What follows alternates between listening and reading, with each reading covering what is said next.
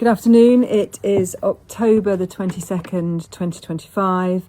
I am Victoria Rose, otherwise known as Rosie, and I am a consultant plastic surgeon in London. Hi, I'm Graeme Groom. I'm an orthopaedic surgeon. I also work in London.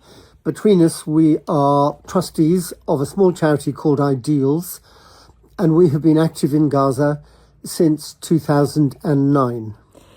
We just wanted a brief moment to talk to you about attacks on healthcare workers, and we thought we'd start by talking to you about the numbers of hospitals that have been destroyed since October the 7th, 2023.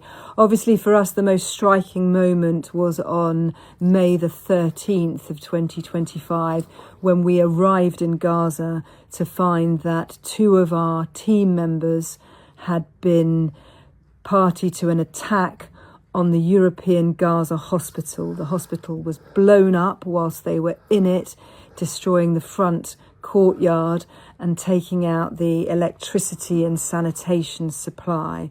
And then 60 bombs went off around the perimeter of the hospital, rendering it out of action. Absolutely. That was at our most recent visit in May this year. We've been many times before the war, we've been many times during this conflict.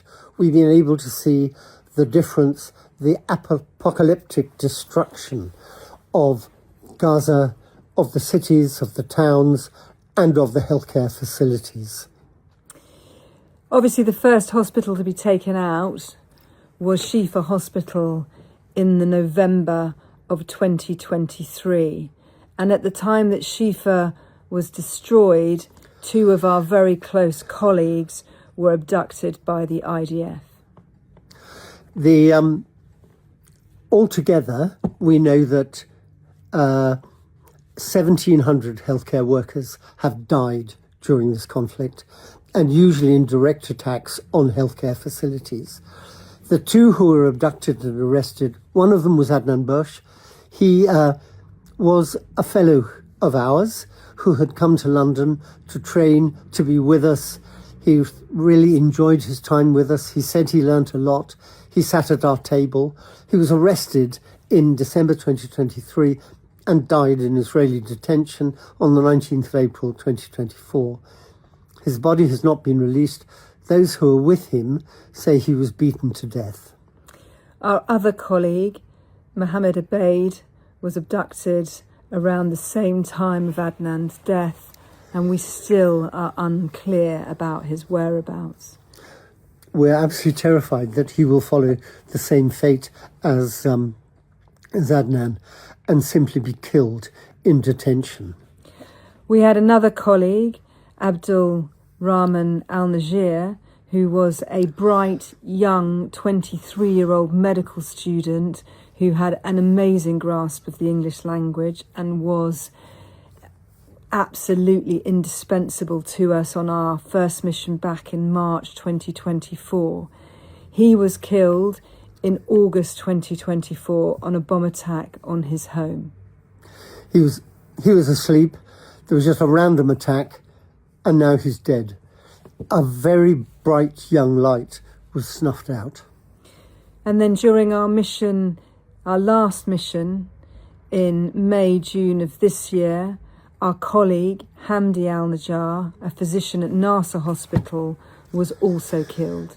He was killed along with 9 of his 10 children, and his wife, Ala, a paediatrician at Nasser, was working at the time. And Graeme and I witnessed television footage of paramedics pulling her 9 children out of the blast, and all of them were charred remains.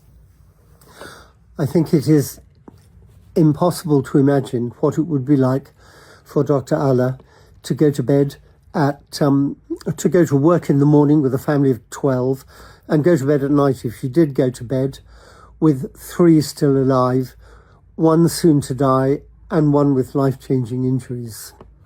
We know from Healthcare Workers Watch that there are currently 95 healthcare workers still in Israeli detention, and that is a clear contravention of humanitarian law.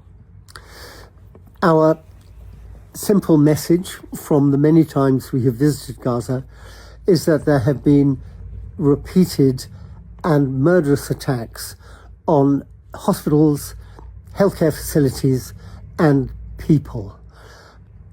The message we would like to leave is that this is a monstrous evil, and it is our hope that the Western liberal democracies will recognize it for what it is and stop it.